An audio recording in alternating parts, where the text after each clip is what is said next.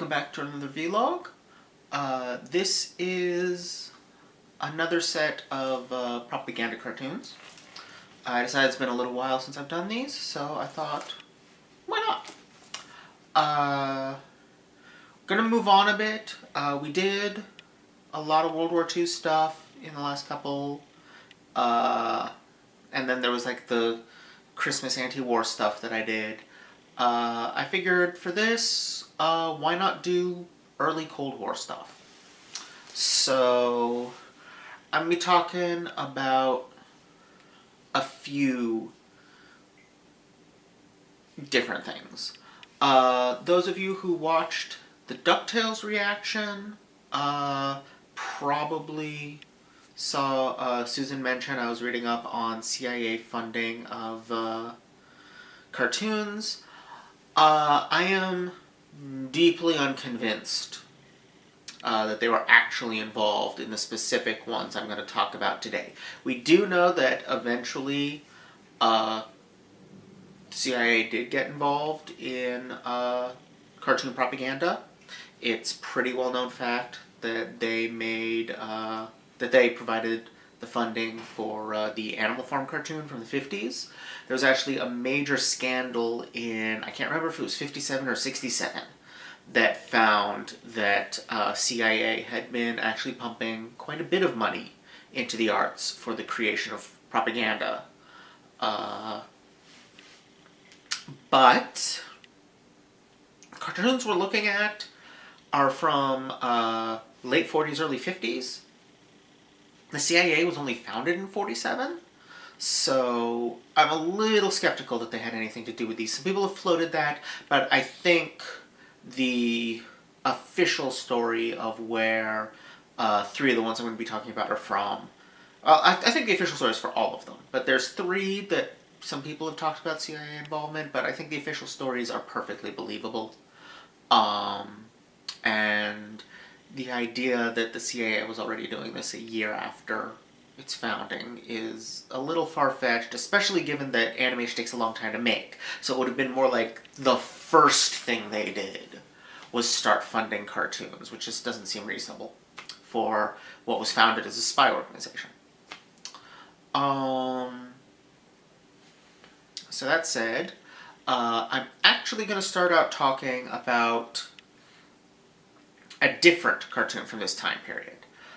This one we know was government funded. It was produced by the Truman administration. They hired Chuck Jones to do it, which is why I wanted to cover it, because I am a huge Chuck Jones fan. I think he is a serious contender for Best Animation Director ever. I would put him up there with names like, Miyazaki. His stuff is genius. This wasn't his best work, by any means. But the other thing I like about it is that it is propaganda for something that's not a terrible idea. Most of the propaganda we cover is stuff that I've been highly critical of, and this definitely has some serious flaws in it. But when it comes down to it, 1949's So Much for So Little is about national health policy, which is generally a good thing to have. Truman had, early in his presidency, unveiled a multi-pronged plan for national health that included building hospitals in rural regions that lacked them, establishing national standards for health care, and an optional national insurance fund run by the government that people could buy into. In other words, a public option in 1945. It's not the ideal solution to the insane healthcare problems we have right now, but it's better than what we ended up with. So it's kind of interesting to see this little snippet of history trying to argue for actually all of those things. The approach they take is showing us a little blue-eyed blonde baby, because racism, and his white bread late 40s parents. Actually, no, they never show the baby's parents. They show the baby growing up as a white bread 40s man. But they talk about, infant mortality rates and how things like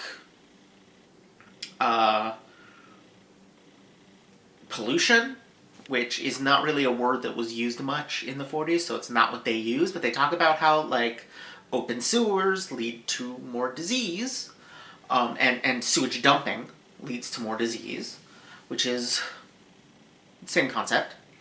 How combination of that, inadequate medical facilities, and so on, means that there's a very good chance that this baby will die.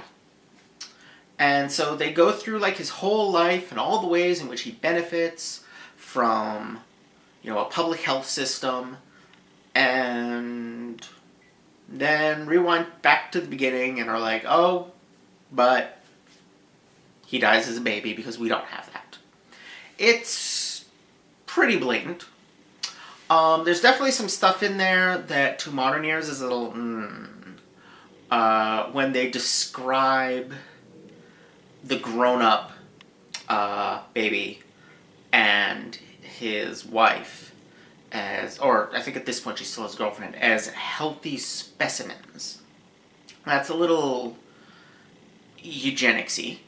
And then they go in for medical testing before they have a baby, and it's not clear if they're getting tested for, like, health in general, or STDs, which, I mean, obviously this is well before AIDS, but STDs were still around.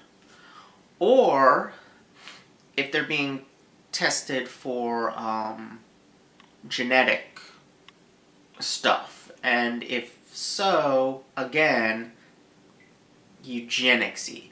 I don't think that kind of genetics testing was available at this time period, but it's certainly part of the technocratic fantasy that a lot of these kinds of 40s, 50s, world of tomorrow could be so much better videos are all about. So there's definitely a little bit of to that. There's some serious healthism going on there, but at the same time, like, there's some really good stuff in there. Like, they talk about the idea of schools having a health department that makes sure that provides dental care to the kids and assistive stuff for disabled kids and all this stuff that's like, wow, I wish we had that. Schools don't have that even now. It would have been, it would be nice stuff to have. And they make the point that this kind of program is actually dirt cheap when you implement it at a national scale. Because healthcare costs don't scale linearly. The more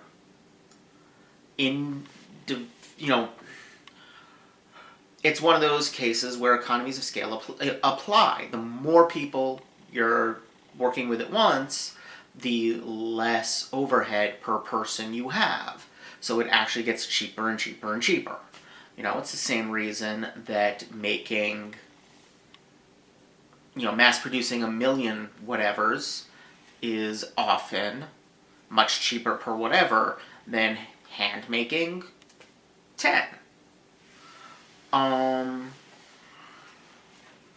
So, yeah, it's an interesting snippet of a history that might have been, more than anything else. In real life, what happened was that Truman's suggestions were heavily opposed by primarily the American Medical Association, which is surprising because the American Medical Association nowadays is largely for nationalized health care because better health outcomes.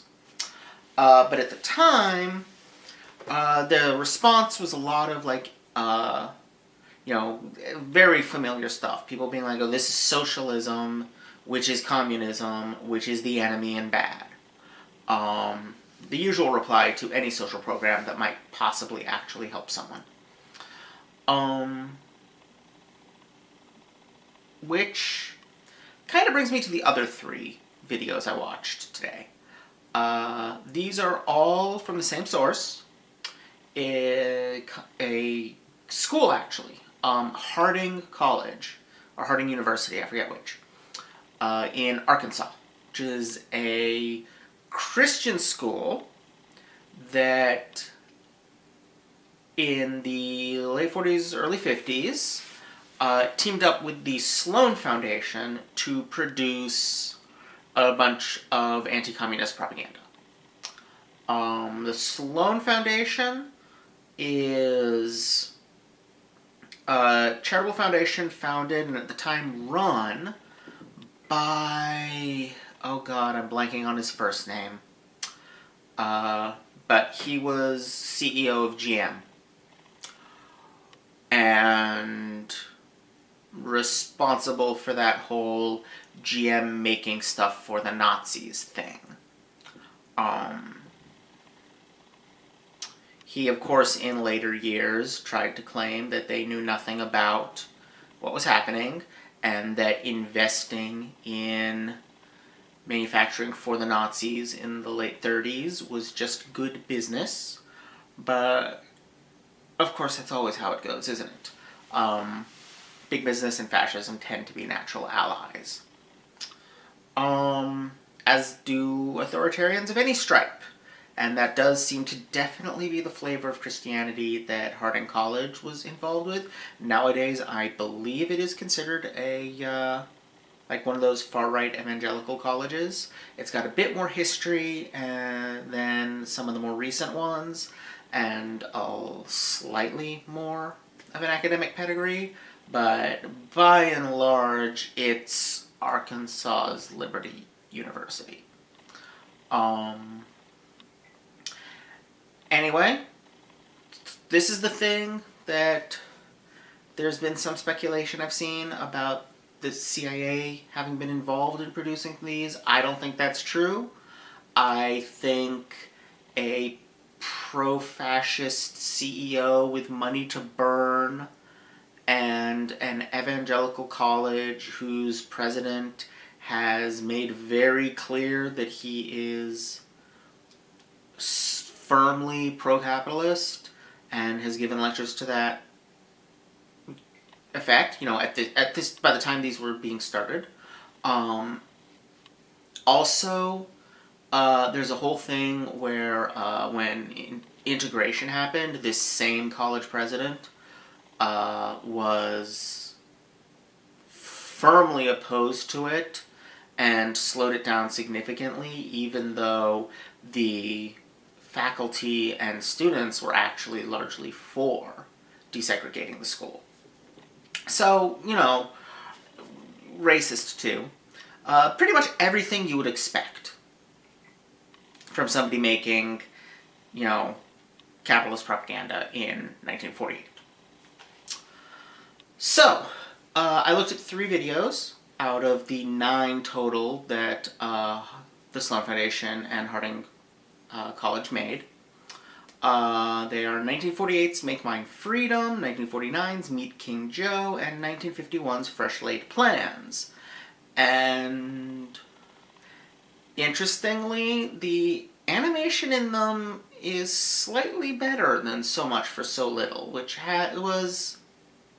The character animation in that was characteristically fluid for stuff Chuck Jones directed, but there just wasn't very much going on. It was very staid. These have a lot more energy, but they're also full of some pretty blatant stuff. Like, So Much for So Little was sort of balanced on the edge in many segments between education and propaganda. Like, there's parts in there that are clearly propagandizing for, the establishment of national health standards and what we now call a public option. There's other parts that are, just sort of educational stuff about, as you get older, you're likelier to have trouble with diabetes and heart disease, and diet and exercise become more important, but also over-exercise can hurt you when you're older, and stuff like that, like stuff that's basically factual, especially by the standards of the times, or the state of knowledge of the times, and kind of educational. There's a little of that in Meet King Joe, but mostly these three Harding things are pure propaganda. So we'll start with Make Mine Freedom, which is all about decrying utopian isms while ignoring that capitalism is an ism. Like, they even avoid the use of the term capitalism or capitalist because that makes it too obvious. So they have the kind of strangled capitalistic. It's basically this is the usual absurd claim. This particular one makes up some guy named Joe Dokel that invented a car and built, and got investments from capitalists. They actually do refer to them as capitalists, and used that to invent an industry and all this stuff, and none of the people they mentioned actually existed. They couldn't find a real life example, so they just made shit up. And yet it's weirdly specific to the car industry, which exists. So I don't know, it seems, on the one hand, it seems almost deliberately deceptive, like they're making up this story and presenting it as true, but at the same time, the names they use, Joe Dokel and Willie Lumpkin, are clearly fictional. Joe Dokel is like John Doe or John Q. Public, it was a name used to mean generic person. Joe McDokel was a character in a bunch of 1930s comedy things. People would probably have immediately recognized that this was not a real example, but I guess they couldn't find any real examples because that's not how real life works.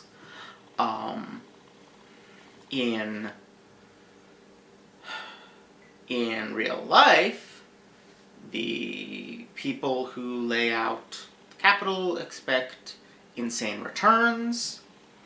The person who actually invents the thing almost never ends up running the company that manufactures it, and virtually all benefits of it go to somebody other than the people doing the work.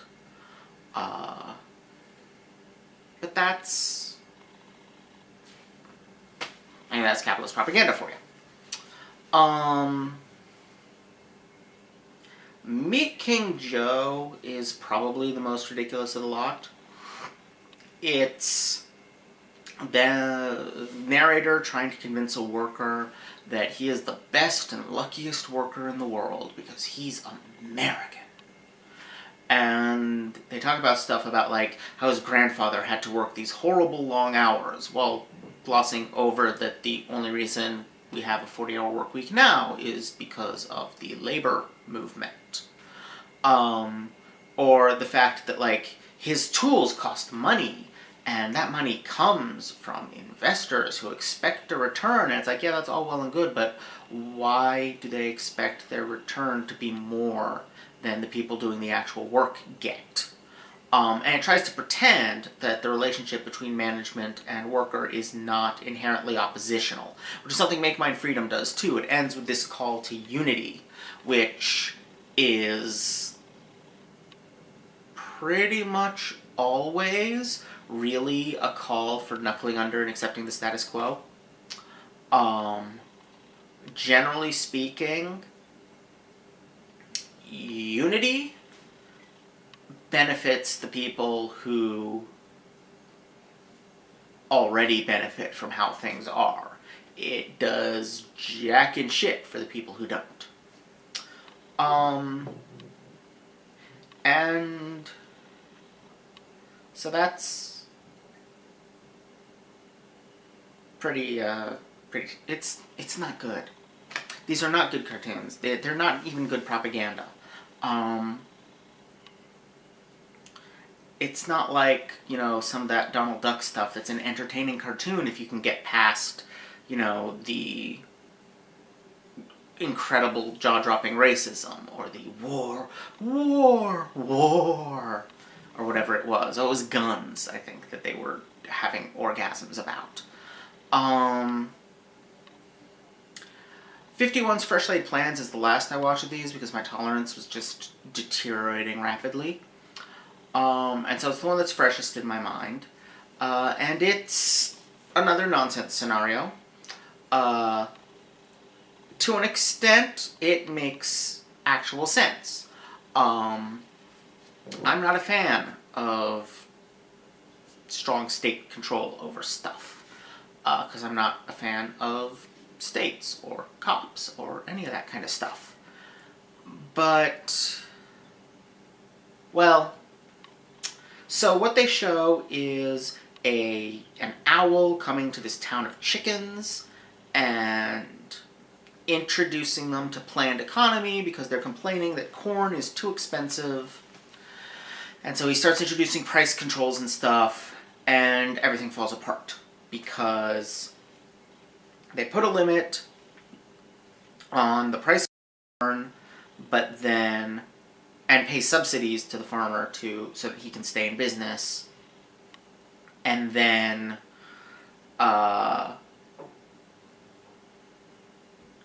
they get that money through taxes, and then because of the taxes, the business has to have layoffs. The town factory has to have layoffs, and blah blah blah blah blah. Ignoring the fact that there would be no problem with any of this if the factory and the general store weren't both extracting surplus labor as profit.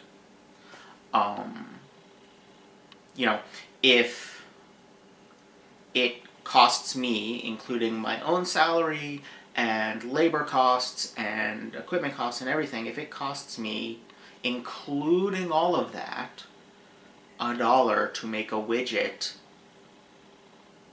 and I sell it to you for 2 widgets, or for $2, and pocket the $1, my workers are the ones who actually did the work. That, if, let's say, okay, take a step back. Let's say it costs $1, not including labor costs. Let's say it costs $1 to make a widget, including materials and all this,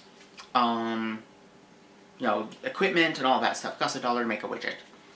And I sell it to you for $2, and then I keep 50 cents and give each of my 5 workers 10 cents. I've just robbed them because they're the ones that did the work that transformed $1 worth of materials into a $2 widget. Their labor is therefore $1 of labor.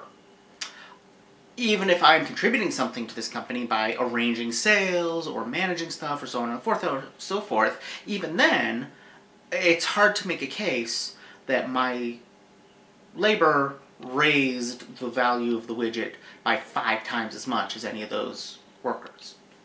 So that 50 cents I'm profiting is not coming from the sale, it's being stolen from the workers.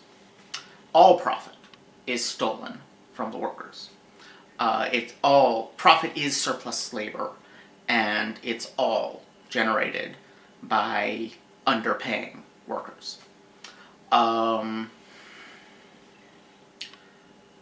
So they could have taken that money and used it.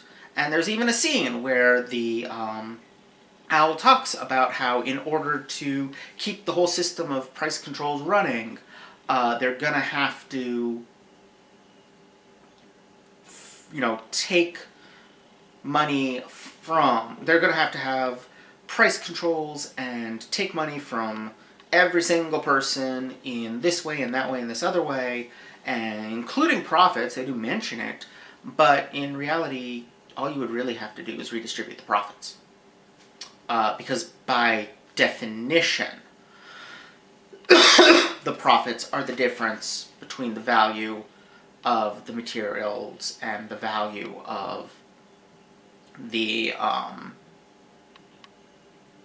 final product. Like, that's what they are. And the materials, the equipment, etc., etc. They're the difference between the costs and the amount you sell for. So, by definition, there's always going to be enough money in there to cover all of everyone's costs. If not, you don't make the thing. You make something else. Anyway,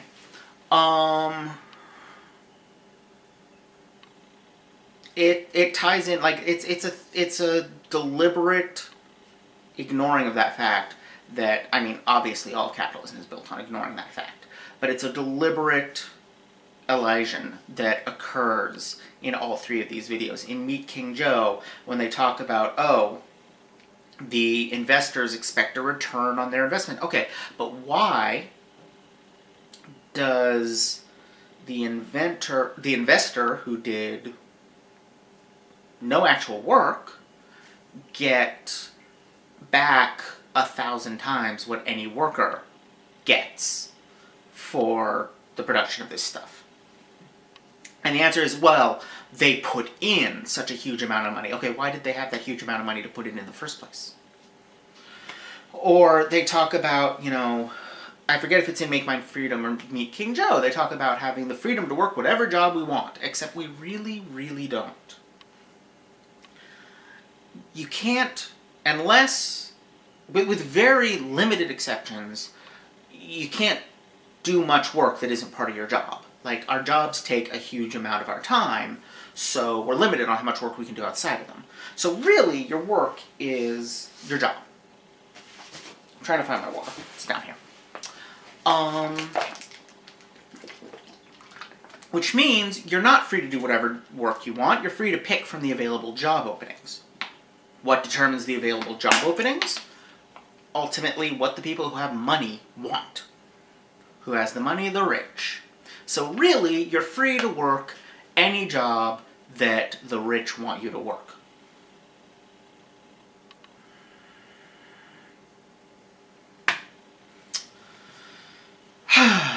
Capitalism's garbage. And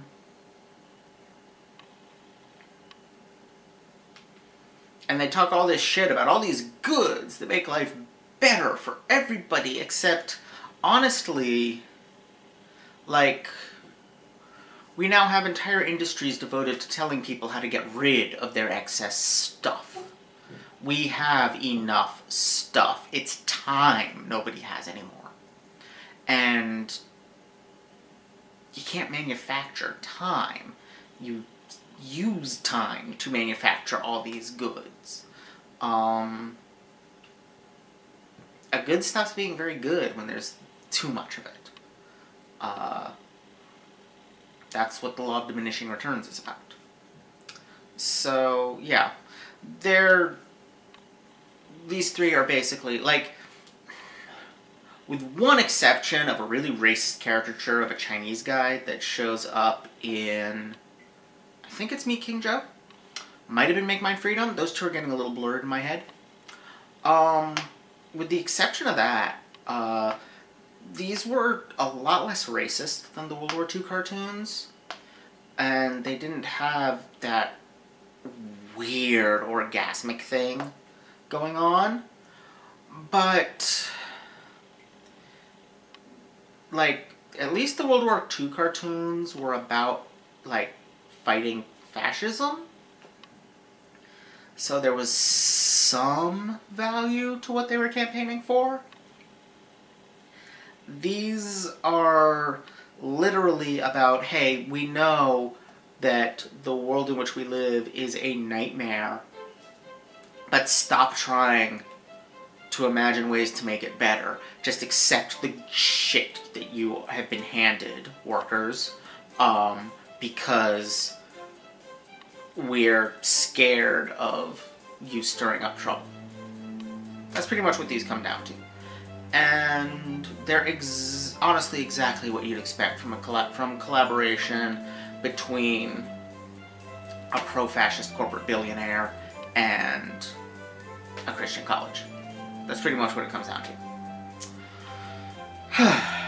Anyway, this has been an unusually long video. So I think I'm done ranting. So yeah, I guess that's about it. Thank you all for watching. Don't forget to like, comment, subscribe, check out my Patreon for early access to vlogs, Let's Plays, essays, and more. And I'll see you all next time. Bye!